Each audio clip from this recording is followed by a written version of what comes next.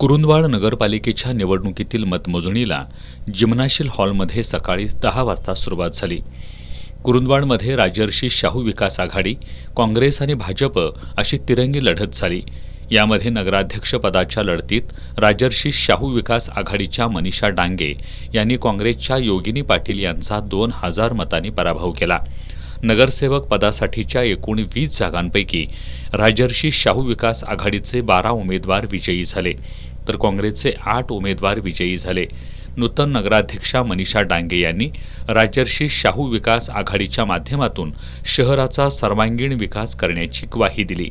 आमचे नेते शिरोळ तालुक्याचे लाडके आमदार आदरणीय राजेंद्र पाटील यड्रावकर साहेब यांच्या राजर्षी शाहू विकास आघाडीकडून नगराध्यक्ष पदाची उमेदवारी मला मिळालेली होती। पहिल्यापासूनच सगळी जनता माझ्या पाठीशी होती। सर्वच लहानापासून मोठ्यापर्यंत कार्यकर्त्यांनी मनापासून प्रचार केला आणि जनतेनं खरोखर एका चांगल्या व्यक्तिमत्वाच्या बाजूने कौल दिला। त्याबद्दल जनतेची मी मनापासून आभारी आहे, ऋणी राहीन मी त्यांची। मी जे सांगितलेलं आहे त्यातलं जितक्या जास्तीत जास्त जी वचनं दिलेली आहेत जनतेला मी हे करेन असं जे सांगितलेलं आहे ते यड्रावकर साहेबांच्या माध्यमातून आणि आमच्या निवडून आलेल्या सर्व नगरसेवकांच्या माध्यमातून निश्चितपणे पूर्ण करेन असा शब्द मी राजर्षी शाहू विकास आघाडीचे बाबासो कडाळे हे सर्वाधिक 832 मतांनी विजयी झाले, तर माजी उपनगराध्यक्ष जवाहर पाटील अवघ्या 3 मतांनी विजयी झालेत।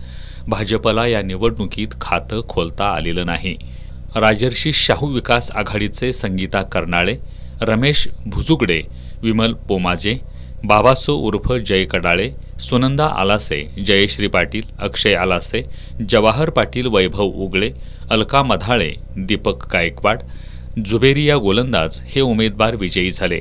काँग्रेसच्या विजयी उमेदवारांमध्ये दीपक परीट, अलका पाटील, तानाजी आलासे, सुजाता जाधव, आयेशा बागवान, प्रदीप चव्हाण, विशाल पाटील, रुखसाना बागवान यांचा समावेश आहे।